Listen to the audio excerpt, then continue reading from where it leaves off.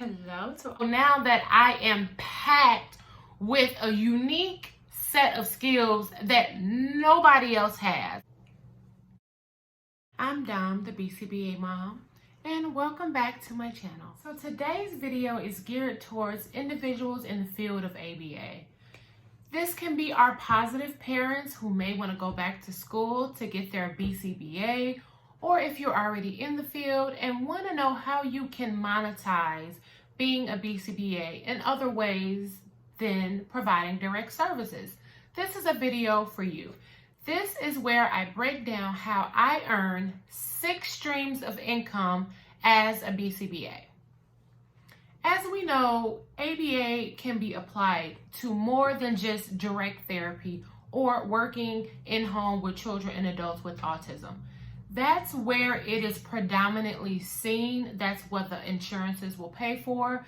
But we will soon find out that ABA can be applied to almost any setting, and it can also help to increase some of those streams of income.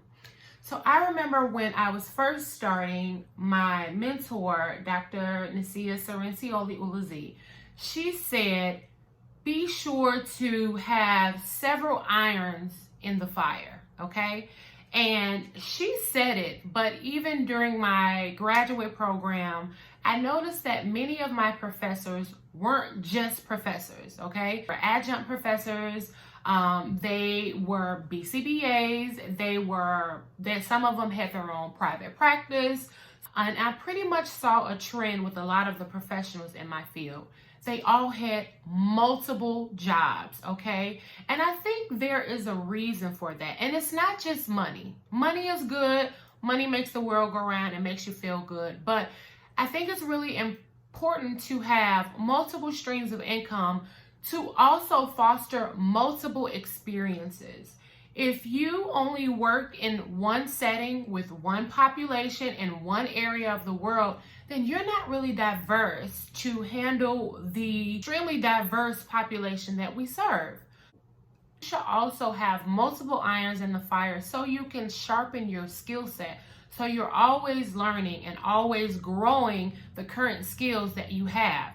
Which brings me to my first level of income is my private practice. So I am the co-owner of Beyond ABA LLC. And my business partner, Kaya Bowie, and we started this practice in March of 2019. But this is something that has been in the works for years.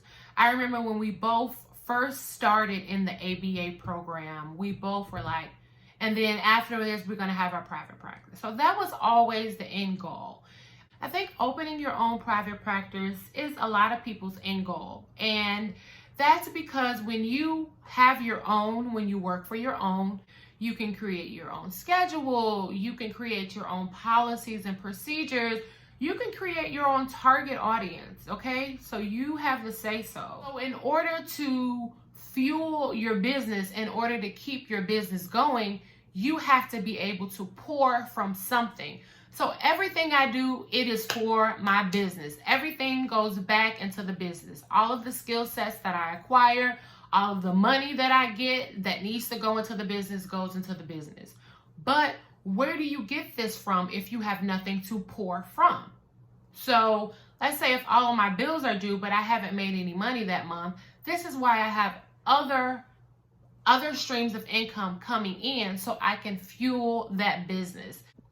So starting your own business will take up the bulk of your time and the bulk of your resources. So when you are venturing out to these other forms of income, other streams of income, make sure that they align with your current schedule. Your business should be priority. Everything else should kind of fall in line with that.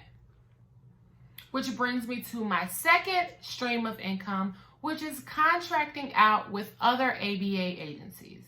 So when you're doing this, you want to be transparent about the fact that you have another job, that you have another company, and be sure that that agency that you're contracting with does not have a non-compete clause, okay?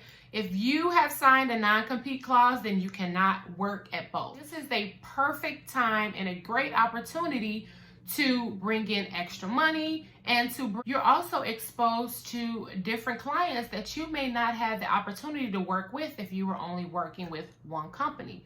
So because I've contracted with so many companies over my career as being a BCBA, I've had the pleasure or opportunity to work with a huge realm of individuals. And the more you are exposed to individuals on that spectrum, the more that you have a diverse skill set on how to provide services across different cultures.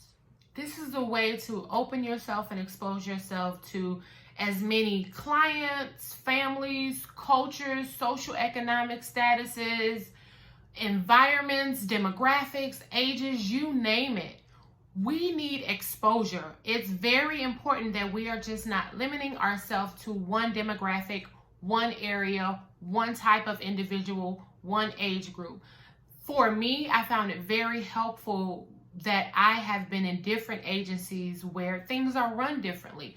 I actually don't regret any job that I've worked at because I've acquired some skill set from there, whether it was an example of how I want to run my business or a non-example. I take everything that comes my way as an opportunity for learning. And that's what this purpose is for. So number 3, I am a teacher and a special ed lead here at a private school in Chicago. So this is where the fun comes in for me. And the reason I take on several jobs is because I am multifaceted.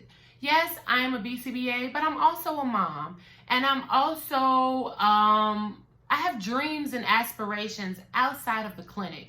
So when I'm taking on different projects, different jobs, and different assignments, these are all preparing me for what my 5-year goal may be, or my 10-year goal, or my retirement goal. There has always been a goal of mine to be a teacher, right? I wanted to teach at a graduate level. I wanted to teach either undergrad or grad school.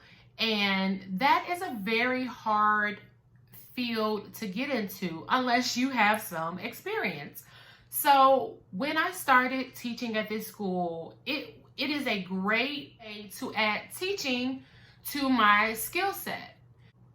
So what makes this school particularly appealing to me is it is a school of diverse learners. Okay, so you will never find a school like this. I love the school. I love this school. So just working at this school has equipped me with so many skill sets on curriculum, what is a must, and what can be modified in order to meet the needs of the child. So not only am I the teacher there, but I'm also the special ed lead. So this is where I bring my BCBA skill set to meet the needs of that school. So I am there to be a liaison and an advocate for individuals coming in and interpreting their IEPs, implementing some classroom management for some other teachers, or just teaching mental health, wellness, and psychology classes. Number 4 is I am a certified substitute teacher. So this is something that happened recently. And like I said, I've always wanted to be a teacher. And although I knew I wasn't going to permanently be in a school setting or a high school setting, as a BCBA, you are very likely to be pulled in any setting.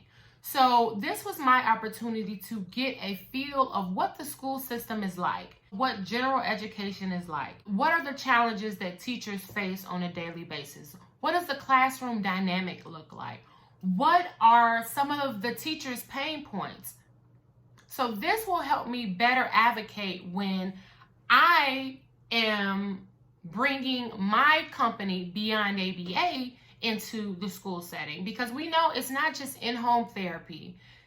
ABA can be applied to almost any setting. Fun fact, just a few months ago, my company, Beyond ABA, we signed 2 school contracts, which quickly doubled into 4 school contracts. Is a substitute teacher like a real teacher? It is not. It is not, but you may have more experience in managing challenging behaviors as a substitute teacher. I felt because a lot of people feel like, oh, the sub is here, let me intentionally give them a hard time. Whatever, I don't care. You don't faze me. But that's my opportunity to implement some ABA strategies and really focus and hone in on positive reinforcement. Number 5, this agency that I contract with, I was specific about maintaining my relationship with this agency. So the second agency that I contract with is actually my very first job out of undergrad. So this is the agency that saw me as entry level, right? And they saw my growth, my drive. So this is the place where I learned a lot of my core training, a lot of my core skill set came from this agency. This agency also saw the value in me, and anytime there was a new project to come up, they would call me because they knew my work ethic, okay? I thought it was really important to maintain those relationships with jobs that have been beneficial to you in the past for many different reasons. Just be a part of their community. When opportunities arise, maybe they'll think of you for a training position, or maybe they'll consider you when they want to refer clients out to you. It's very important in this field of ABA that you do not burn bridges. ABA is a very small field. And here in Illinois, I just keep running into the same people over and over again. And that's anywhere you go. So not only do you not burn bridges, but you want to make an effort to keep those relationships strong. You guys can ask me for things. I can ask you for things. We want to keep this community strong. So right now, even though this job is on hold, I have the option to go back to my first job anytime that I need to, because I make an effort to keep those relationships strong. So number 6 is actually, so I'm going to put both of these jobs into number 6, and I'll tell you why. First one is I work for my church. I'm over the ministry update team, which is a part of the media team. So I mentioned this in previous videos. I was on the ministry update team, and that's just basically weekly I would get in front of the camera, provide updates on what's going on in church. So this was something that I was just doing for fun, right? And then the pastor asked me if I would lead the ministry update team, meaning bringing in my ideas, my creativity, my storytelling, my vlogging, all of the things that I had been doing with my YouTube page. So my YouTube page is something that I literally just started in November of last year. I had no experience with YouTube, no experience. I really had no experience in that. So simultaneously, I started a YouTube page where I needed opportunities to just practice on those skills of, recording, editing, storytelling, vlogging, and just really engaging the audience. Simultaneously, I was doing the exact same thing at church. I was recording, vlogging, editing, and just being able to be creative with sharing the word. Those two go hand in hand because they both are not monetized right now. So I am volunteering at my church on the media team. And through volunteering, I was asked to lead the team, which gave me a little more creative control, and it gave me access to things like media training and tools and resources and tips that I can use not only to help me with ministry updates at my church, but it also helps me in my YouTube page. So I'm not getting paid to share any of my resources on YouTube yet, but because I have the opportunity to have this platform, I'm getting more than just a monetary currency. like my purpose in life is to teach, to train. I see myself being in conferences all over the world, traveling the world, doing trainings and conferences. And these conferences are sold out, are filled with so many great resources that I am impacting lives all over the world, okay? So that's what I believe my purpose is in ministry. And am I ready for that right now? Not necessarily. Spoken at the Women in Behavior Analysis Conference. There was another conference that was scheduled for this year that was postponed due to the COVID-19. But I am sharpening my skills right now. So yes, I will speak at a conference. Yes, I will speak and give resources on YouTube.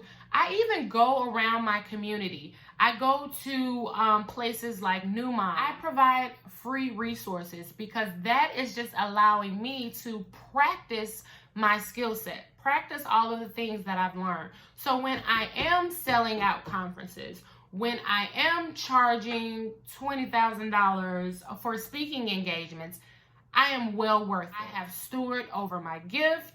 I have years of practice and years of experience and expertise, and I have a wide range of experience. Now that I am packed with a unique set of skills that nobody else has, I know what my purpose is in life, and I know the steps that I have to take in order to fulfill that purpose. I feel like I am where I'm supposed to be in each area of my life, and it's all gonna make sense. So I just encourage you to follow my journey. Follow my journey. I am speaking my purpose right now, and I know that it's gonna come into fruition maybe a year from now, maybe 6 months from now. I don't know, but I am just following the steps that I need to follow, sharing my gift with whoever needs it, whether it's in school, out of school, as a BCBA, as a teacher, as an adjunct professor, whatever. I am sharing my gifts. Now I'm sowing seeds. I'm sowing seeds all over, and I am expecting a really huge harvest. Don't forget to hit that subscribe button. This way you get notifications of when I put out new content, because we know it just keeps getting better. See you next time. Be well. Love you.